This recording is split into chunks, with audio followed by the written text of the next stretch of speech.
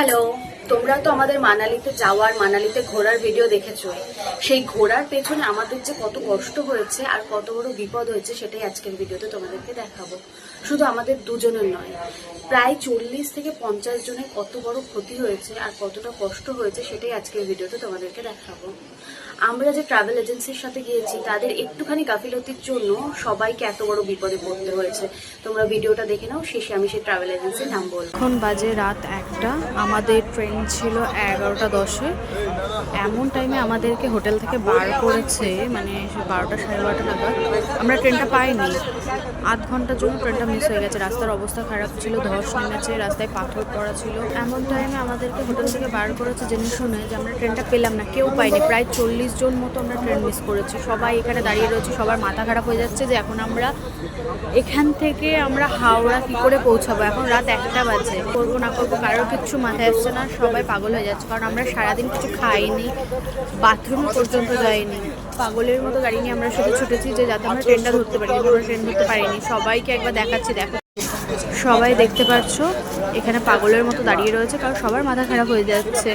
কারণ অনেকের টিকিট তো কনফার্মই হয়নি, আবার তার মধ্যে সব থেকে বড় কথা আমার কেউ ট্রেন পায়নি। সবার কাছে এত লাগেজ রয়েছে, আমাদের কাছেও আমরা ট্রেন পাইনি। তো সেই ট্রাভেল এজেন্সির নাম হলো হিমাচল প্রদেশ হেল্পলাইন ট্যুরিজম। এটাই সেই ট্রাভেল এজেন্সি।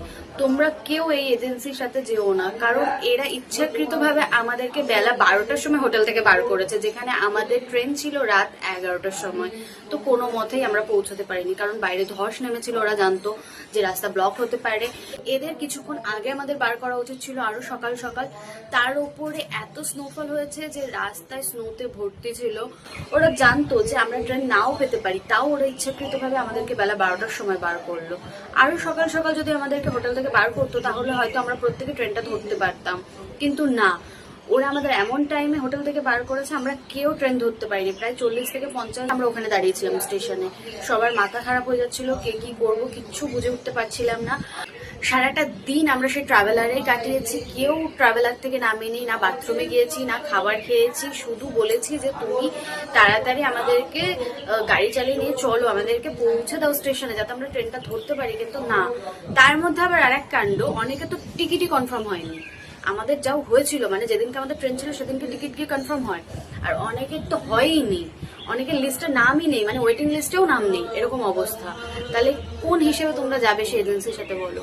মানে এদের কোনো ব্যবস্থাই ঠিকঠাক নেই, যত সব ভুলভাল। আমরা গিয়ে তো প্রচুর পস্তেছি, জানতাম না, গিয়েছিলাম, গিয়ে তো যা অভিজ্ঞতা হলো সেটাই তোমাদের সাথে শেয়ার করলাম, যাতে তোমাদের সাথে এরকম না হয়।